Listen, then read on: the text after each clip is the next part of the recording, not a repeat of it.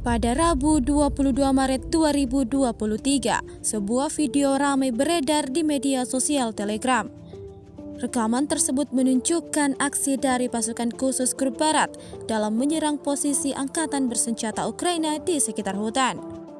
Tampak para prajurit melancarkan serangannya dengan amunisi termobarik dari ATGM. Prajurit Rusia membidik dari posisi yang sangat strategis, terhitung 2 kali serangan mematikan dilayangkan dari ATGM. Hasilnya seperti yang terlihat dalam rekaman. Ledakan dahsyat memporak-porandakan benteng pertahanan angkatan bersenjata Ukraina. Pasukan Rusia mengklaim serangannya tepat mengenai sasaran dan melibas habis semua yang ada di sana.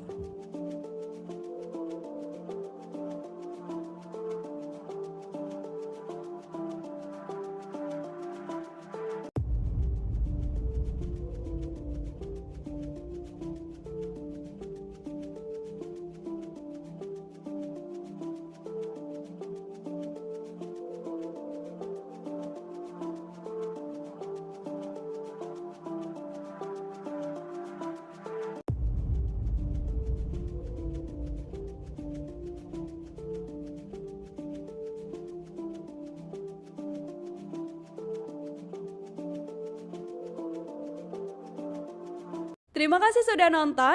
Jangan lupa like, subscribe, dan share ya.